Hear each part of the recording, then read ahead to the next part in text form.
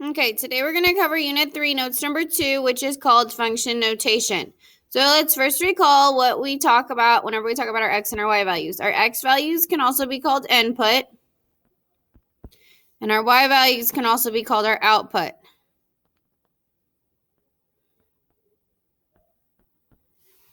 Our x values can also be called our domain, and our y values can also be called our range. So those are going to be, again, keywords that we want to remember. So what we're going to talk about today is function notation, which is a special way to write an equation that is a function. So normally we would have y equals x plus 2. But now we're going to have this nifty thing called f of x equals x plus 2.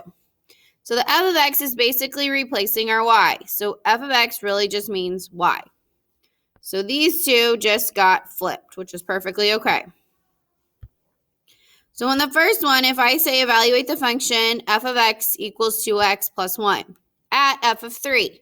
So we had f of x, now we got f of 3. So we replace the 3 with this x. So that means this 3 needs to get replaced with this x. So what you need to make sure you do is whenever I say replace, I'm going to replace the x with the 3. So you need to write with that 3 in. So I'm going to put parentheses for where my x is, and I'm going to put a 3 in there. And then you simplify it. 2 times 3 is 6. 6 plus 1 is 7. So that is my answer. So when we see f of 3, it is code. That means that we plug 3 in for x and solve. So the next one, I have g of x equals 2x plus 1. So I'm going to take 1/2 and I'm going to plug it in for x. So again, I'm going to put it in parentheses. And because 2 and x are right next to each other, that means I'm multiplying. You can always plug this into the calculator exactly like this. So this one, you're actually going to get 0 as your answer because 2 times negative 1/2 is negative 1. Negative 1 plus 1 is 0. Okay, next one. It says evaluate the function f of x equals 3 to the x minus 4. So here we see that x is an exponent. We still are going to take what they say is our x value and plug it in for x. So we're going to have 3 to the second power minus 4. 3 to the second power is 9. 9 minus 4 is 5. So that is my answer. And again, you can plug this into the calculator. Last one, I have g of x equals 2x squared minus 2 at g of negative 1. So that means negative 1 is my x. So I'm going to plug negative 1 in for x. Now this one's a little bit tricky because we still have our 2. Negative 1's replaced with x, and then we still have the squared on that. So the only thing that changes is this x. That is where we put in our number that they give us.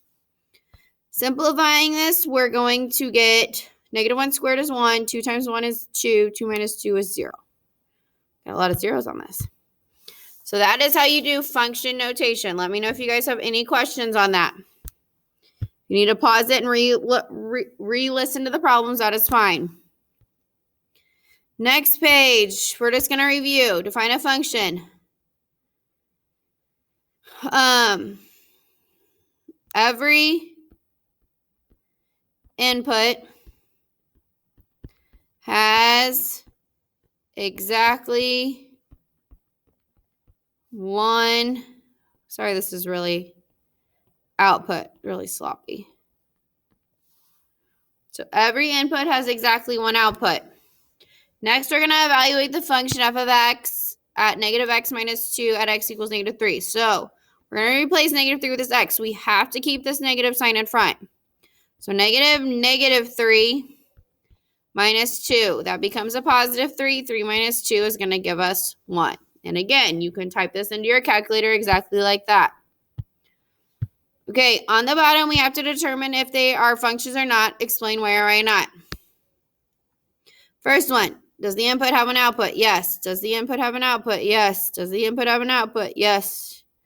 Yes. So is this a function? Yes.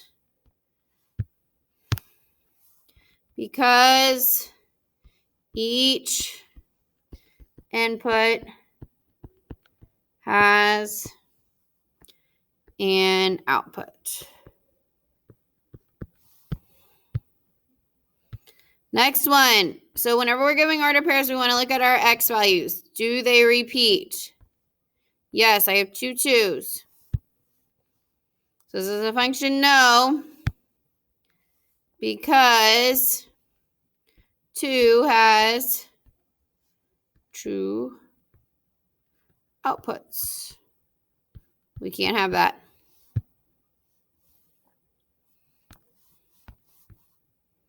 I'm going to rewrite that.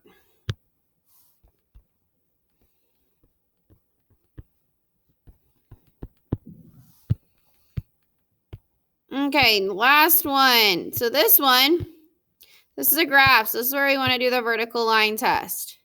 So does it cross my vertical lines just once? Yes. So is it a function? Yes. And our reason that can be this could be because the passes vertical line test. Okay, let me know if you guys have any questions over this. We are going to go on to word problems with function notation tomorrow, so we're gonna need to know a good understanding. You guys can get started on your homework.